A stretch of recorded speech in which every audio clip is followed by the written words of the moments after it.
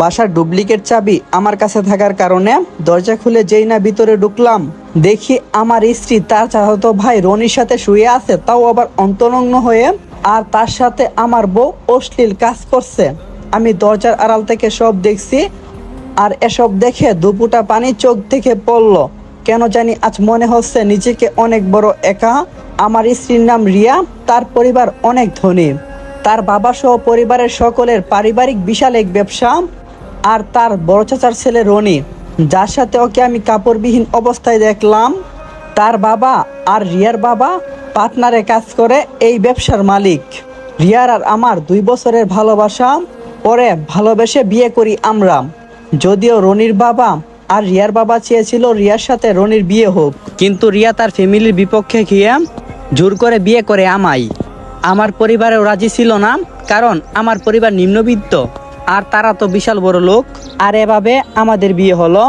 আসলে রিয়া ছোট হতেই বিশালতা নিয়ে জীবনযাপন করছে। তার 5 রকমের গাড়ি, প্রাসাদ, সমতুল্য বাড়িতে বসবাস। কিন্তু তার বাবা বিয়ের সময় আমাদেরকে 5 কোটি টাকার একটা বাড়ি লিখে দিতে চাইলে আমি নেইনি, কারণ কেউ আমার উপর দয়া করুক আমি তা চাই না। বিয়ের 5 মাস পরে আমি বুঝতে পারি রিয়াও আমার উপর বিরক্ত। আর বিরক্ত হবে বা না কেন, তার তো বিশালই জীবন যাপন, আর আমার মাত্র 40,000 টাকার মতো বেতন। যদিও সেসব জেনে আমাকে বিয়ে করছিল, কিন্তু কেউ একজন ঠিকই বলেছিল ভালোবাসা রং বদলাই। আরে হ্যাঁ, আপনাদেরকে তো আমার পরিচয়টাই দেওয়া হয় নাই। আমার নাম হলো রাফি। রিয়া দেখতে যেমন পরীর মতো সুন্দরী, ঠিক তেমনি তার মেধা বিশ্ববিদ্যালয়ে। আবার তার বাবার বিশাল সম্পত্তি তো আছেই। তাকে একবার দেখলে যে কোনো ছেলেই প্রেমে পড়ে যাবে। আমিও পড়ে গিয়েছিলাম, কিন্তু আমি তো গরিবের সন্তান, তাই সেদিকে বেশি নজর দেইনি। তবে এক সময় সে নিজেই আমার সাথে কথা বলতে শুরু করে দেয়। তারপর থেকে আজ পর্যন্ত সে কথা ভাবছি আর তার জন্য আনা জিনিসগুলোকে দেখতাছি। কারণ রিয়া বলেছিল তার নাকি নীল শাড়ি আর কাচের চুড়ি অনেক ভালো লাগে, তাই তার জন্য নীল শাড়ি, কাচের চুড়ি সহকারে আর একটা আইসক্রিম। ভাবছিলাম আজকে বাসায় গিয়ে তাকে সারপ্রাইজ দেব, কিন্তু নিজেই যে সারপ্রাইজ হয়ে যাব তা কখনো কল্পনা করিনি। আমার সাথে ঘটে যাওয়া ঘটনাগুলো ভাবছি আর রাস্তা দিয়ে হাঁটছি। আমার তো ভালোবাসার কোনো কমতি ছিল না, তবু কেন এমনটা আমার সাথে হলো। পরে একটা চায়ের দোকানে গেলাম আর গিয়ে বসলাম। তারপর যা দেখি তা দেখে আমি অনেকটাই শকড হই। আসসালামু আলাইকুম এভরিওয়ান। তো পার্ট 1 এখানে সমাপ্ত করলাম। তারপর দোকানে বসে আছি, দেখি 5 মিনিট পরে রনি একটা গাড়ি নিয়ে ঢুকছে। মনটা আবারও খারাপ হয়ে গেল, তাই মনটাকে ভালো করার জন্য একটু পার্কে গেলাম। পার্কে গিয়ে একটা টুলের উপরে বসলাম আর তার জন্য আনা শপিং করা জিনিসগুলো হাতে নিয়ে দেখতে লাগলাম। চকলেট, আইসক্রিমগুলো, আর সেই গোলাপের দিকে দেখছি। গোলাপটিও যেন নিস্তেজ হয়ে গেছে। আর ভাবছি টাকার কাছে কি আমার ভালোবাসা হেরে গেল? রনি কি আসলেই তার যোগ্য? এসব ভাবতে ভাবতে আরো 1 ঘন্টা চলে গেল। সূর্য ডুবে যাচ্ছে। একটু পর আবার বাড়িতে ফিরলাম। তারপর রিয়াকে ডাকলাম। তারপর দরজায় আরো কয়েকবার ডাক দেওয়ার পরে সে দরজা খুলল। দরজা খুলেই রেগে গেল। যেখানে আগে রিয়া দরজা খুলে আমাকে দেখলেই আমাকে জড়িয়ে ধরে কিস করত, আজ সেই রিয়া আমার উপর রেগে গেল। রিয়া বলতে লাগলো, এত ডাকাডাকি করছিস কেন? রাফি বলল, কয়েকবার ডেকে খুললে। কথা শেষ হওয়ার আগেই সে বলে উঠল, মানে রিয়া বলল, আমি কি তোর বাড়ির চাকর যে তোর সব কথা আমাকে শুনতে হবে? রাফি আর কোনো কথা না পারিয়ে ভিতরে ঢুকলো। এদিকে রিয়ার যেন কোনো খেয়াল নেই যে রাফি বাসায় ফিরছে, অথচ গত 2 মাস আগেই তো আমি বাসায় ফিরলে সামান্য একটু দেরি হতেই রিয়া কি না কি করতো। সারাদিন না হলেও 5 বার অফিসে কল দিত, আর এখন 5 বার তো দূরের কথা, একবারও আমার খোঁজ নেই না। যাই হোক, আমি বুঝতে পারছি সে কেন এমনটা করছে। তবুও আমি জেনেও কোনো কিছু বলতে পারি না, কারণ আমি তাকে অনেক ভালোবাসি। আমার বিশ্বাস ছিল সে কোনো একদিন তার ভুল বুঝতে পারবে। তারপর সে ঘরে গেলে আমি তার জন্য আনা শপিংগুলো বের করলাম এবং জিনিসগুলো তাকে দিলাম। তবে সে জিনিসগুলো আমার কাছ থেকে নিয়ে যে কথা বলে উঠল, তা শোনার জন্য আমি মোটেও প্রস্তুত ছিলাম না। ও একটা চকলেট প্রেমীর সাথে আইসক্রিমও অনেক খাই। ওর সাথে কলেজে অনেক ঝগড়া করতাম এসব নিয়ে। কিন্তু আজ রিয়া বলছে, এসব কি আনছো? যত সব আবর্জনা। আমি হাসি মুখে বললাম, কেন গো বউ, তোমার কি পছন্দ হয় নাই? তুমি তো নীল শাড়ি আর কাচের চুড়ির চকলেট ভালো পাও, আর সাথে আইসক্রিমও। তারপর সে যে হারে আমাকে অপমান করলো, তা আমি তার থেকে কখনো আশা করি নাই। সে বলতে লাগলো, আমি কি বস্তির কেউ যে ভিখারির মতো আমাকে কাচের চুড়ি দেও? আর এসব বাজে চকলেট আমি খাই না, যত সব। আমি আবারও হাসি মুখে বললাম, ওমা, তুমি যে বলছিলে তোমার কাচের চুড়ি হাতে দিতে আর নীল শাড়ি পরতে অনেক ভালো লাগে। ভাবলাম বউটা আমার রাগ করছে, কিন্তু আমার মনের ভিতরে যা চলছে তা তো কাউকে বলে বোঝাতে পারবো না। একমাত্র তারাই বুঝতে পারবে যারা মন থেকে একটা মানুষকে ভালোবাসার পরেও আমার মতো ধোঁকা খায়।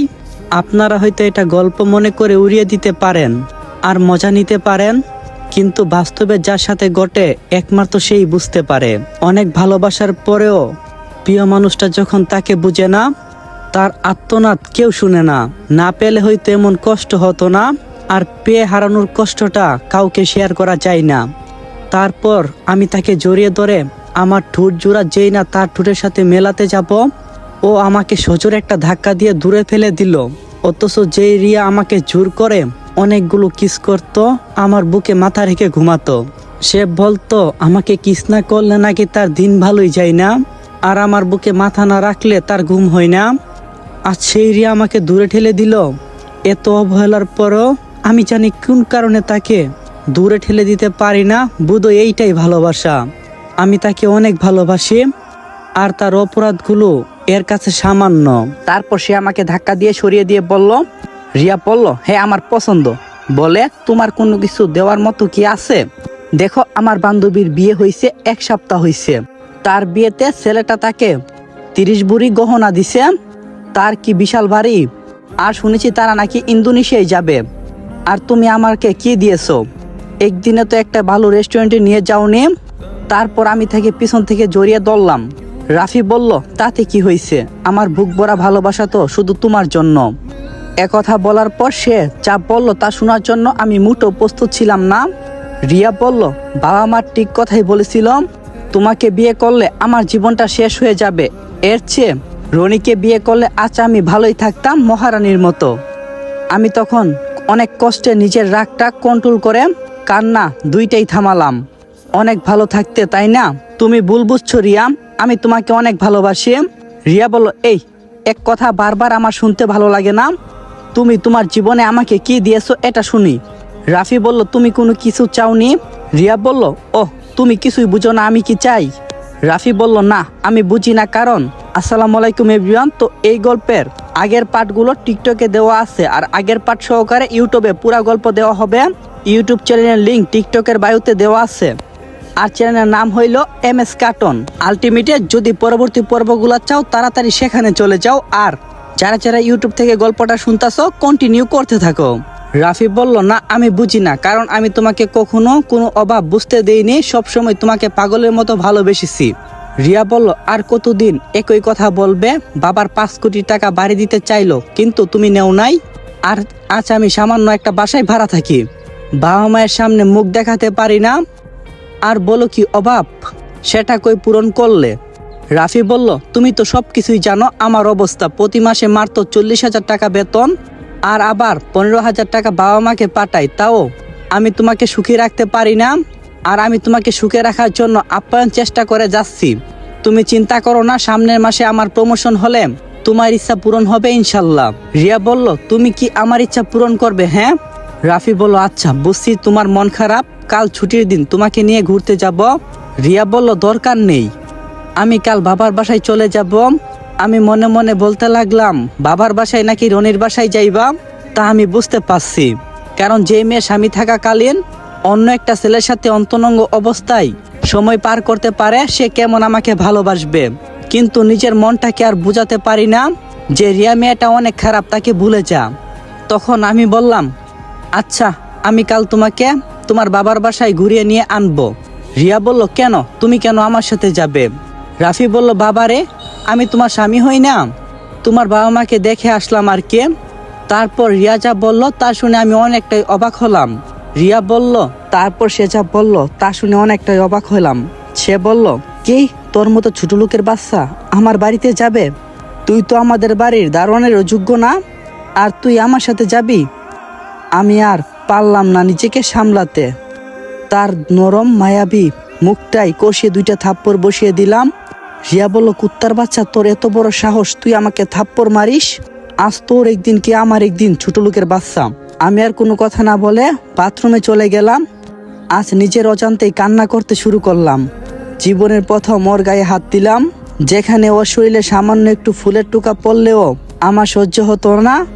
আর সেই আমি কিনা আজ ওর গায়ে হাত তুললাম। আজ আমি সেই দিনের কথা খুব মনে পড়ছে, যেদিন আমি টিউশনের টাকা পেয়ে বাবা মাকে 3000 টাকা পাঠাইলাম, আর আমার পকেটে মাত্র 20 টাকা ছিল। সেদিন রিয়া আমাকে ফোন করে বলেছিল আমার সাথে দেখা করতে চাই, কিন্তু আমি তার জন্য কি নিয়ে যাব ভেবে পাইতেছিলাম না, কারণ আমার কাছে কোনো টাকা ছিল না, মাত্র 20 টাকা ছাড়া। সেদিন আমি অনেক ভেবে বাধ্য হলাম যে তার জন্য 10 টাকার বাদাম নিয়ে যাই, দেখি কি হই। বসে আছি, 5 মিনিট পর তার গাড়ি থেকে করে সে নামলো, আমার কাছে আসলো। তারপর ড্রাইভারকে গাড়ি সহ যেতে বলেছিল।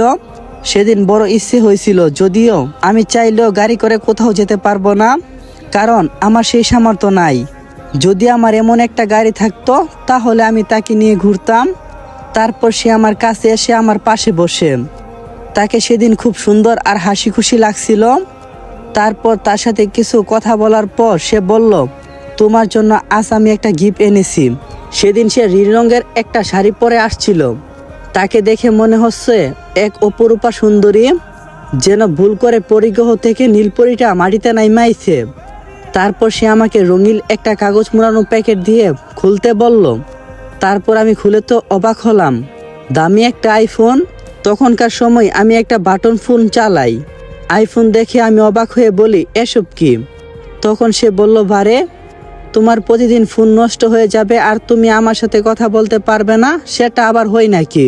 তোমার জন্য আমার একটা গিফট, দয়া করে লাইক, কমেন্ট আর ভিডিওটা শেয়ার করে যাবেন।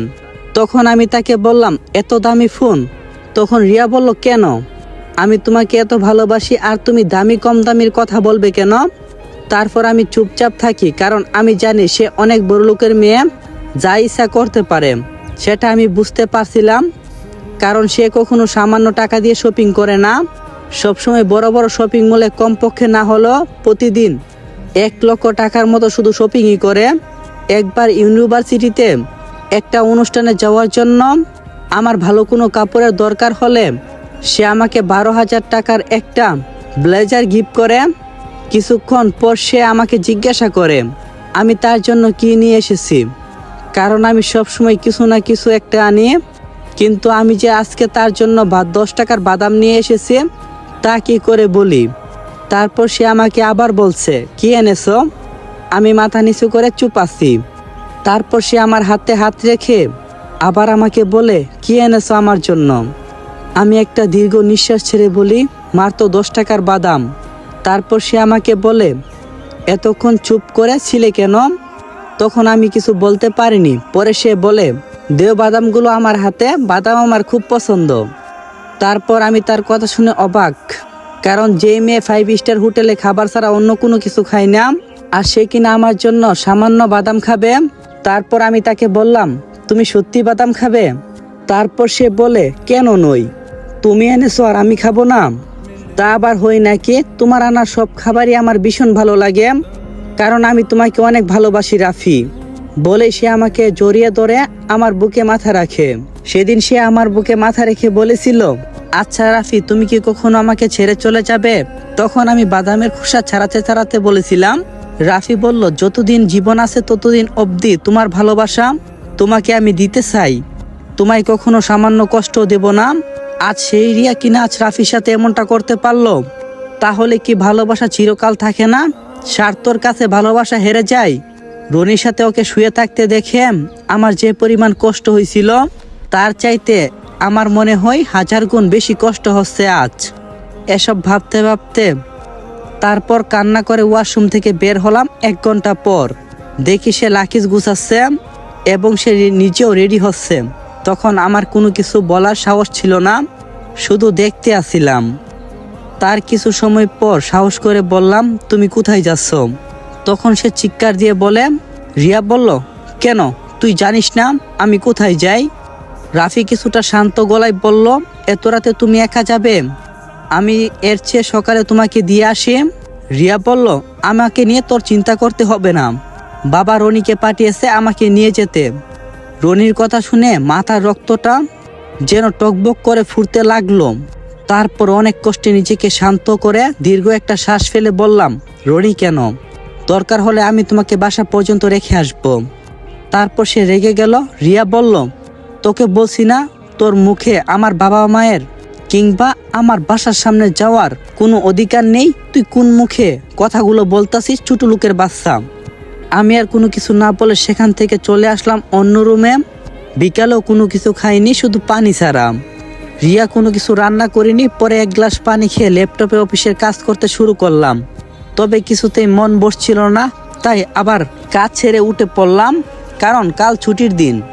ভাবছিলাম তার জন্য আনা নীল শাড়ি পরে কাছের ছুরি হাতে দিয়ে আমার সঙ্গে চিড়িয়াখানায় ঘুরতে যাবে। সারাদিন তাকে নিয়ে নানান জায়গায় ঘুরবো, একসাথে বসে সেই পুরনো দিনের কথা বলবো আর ফুচকা খাবো, দুইজনে অনেক মজা করব। কিন্তু তার হলো না। সবই আজ মনে হয় শেষ হয়ে গেল। আজ নিজেকে অনেক বড় অপরাধী মনে হচ্ছে। তার গায়ে হাত তোলাটা আমার বিশাল ভুল হয়েছে, কিন্তু তাকে রনির সাথে শুয়ে থাকতে দেখে অনেক কষ্ট পেয়েছি। তার থেকে মনে হয় বেশি কষ্ট আর কখনো হয়নি যদি সে আমাকে ছেড়ে চলে যায়। এসব ভাবতে ভাবতে দেখি বাবা ফোন করছে। আজ এসবের চিন্তায় একবার বাবা মাকে ফোন দেওয়া হয়নি। রাফি বলল, বাবা। হ্যাঁ বলো। রাফির বাবা বলল, কেমন আছিস? হ্যাঁ ভালো বাবা, তুমি কেমন আছো? রাফির বাবা বলল, হ্যাঁ ভালো। রাফির বাবা বলল, তোর মা ভালোই আছে? তা বৌমা কেমন আছে? রিয়ার কথা বলতে আমি চুপচাপ হয়ে গেলাম। তারপর বাবা আবার বলে উঠল, কিরে বৌমার কাছে ফোনটা দে, আমি কথা বলি। রাফি বলল, অত ব্যাগ কাপড় গুছাচ্ছে। রাফির বাবা বলল, কেন কাপড় গুছাই? রাফি বলল, মানে ওর বাবার বাড়িতে যাবে একটু। রাফির বাবা বলল, তা ওকে আমাদের বাড়িতে নিয়ে আসতে? তোর মা তো তোদেরকে দেখার জন্য পাগল হয়ে গেছে, সাথে তোর চাচা চাচিরাও। রাফি বলল, ওর বাবার বাড়ি থেকে আসলে পরে তোমাদের কাছে নিয়ে যাব। আচ্ছা মাকে একটু ফোন দাও। তারপর বাবা মাকে ফোন দেই। মা বলল, বাবা রাফি তুই কেমন আছিস? রাফি বলল, হ্যাঁ আমি ভালো আছি, তুমি কেমন আছো? মা বলল, আমি ভালো আছি। আচ্ছা বৌমাটা কেমন আছে? আমি আবারও মায়ের মুখে রিয়ার কথা শুনে থমকে গিয়ে বলি, ও তো কাল ওর বাবার বাসাতে যাবে, একটু ব্যাগ কাপড়গুলো গুছাইতেছে। মা বলল, তা ওকে এখানে নিয়ে আসতে কতদিন হলো, মাটাকে দেখি না। রাফি বলল, হ্যাঁ নিয়ে যাব। তোমার শরীর কেমন আছে? তুমি ঠিক মতো ওষুধ খাইছো তো? মা বলল, হ্যাঁ ভালোই আছি। তোরা তাড়াতাড়ি এখানে আয়, আর মাটাকে দেখতে খুব মনে চাই রে বাবা। রাফি বলল, আচ্ছা ঠিক আছে। বাড়ির সবাই ভালো আছে তো? মা বলল, হ্যাঁ সবাই ভালো আছে। তুই বৌমাকে একটু ফোন দে, কথা বলি। আমার বাবা মা সহ পরিবারের লোকজন সবাই তাকে অনেক ভালোবাসে। মার কথা শুনে আমি কিছুটা অবাক হই, অনেকটাই চুপচাপ আছি। তাই মা বলে, কিরে ফোনটা বৌমাকে দে। রাফি বলল, ও একটু কাজ করছে, আর মাটাকে দেখতে খুব মনে চাই রে বাবা। রাফি বলল, আচ্ছা ঠিক আছে। বাড়ির সবাই ভালো আছে তো? মা বলল, হ্যাঁ সবাই ভালো আছে। তুই বৌমাকে একটু ফোন দে, কথা বলি। আমার বাবা মা সহ পরিবারের লোকজন সবাই তাকে অনেক ভালোবাসে। মার কথা শুনে আমি কিছুটা অবাক হই, অনেকটাই চুপচাপ আছি। তাই মা বলে, কিরে ফোনটা বৌমাকে দে। রাফি বলল, ও একটু কাজ করছে, পরে তোমাকে ফোন দেব। মা বলল, আচ্ছা ভালো থাকিস। রাফি বলল, ঠিক আছে মা, আল্লাহ হাফেজ। বাবা মায়ের সাথে কথা বলে মনটা খুব ভালো হলো। তারপর শুয়ে আছি। তারপর কিছু সময় পর দেখি। আসসালামু আলাইকুম এভরিওয়ান। তো গল্পের পার্টটা এখানেই সমাপ্ত হলাম। পরবর্তী পার্ট দেখতে চাইলে আমাদের সাথেই থাকেন। টিকটক থেকে দেখে থাকলে আইডিটা ফলো দিয়ে রাখবেন, আর ইউটিউব থেকে দেখে থাকলে চ্যানেলটা সাবস্ক্রাইব করে সুন্দর একটা কমেন্ট করে যায়েন। তো ভালো থাকেন, দেখা হবে পরবর্তী পর্বে।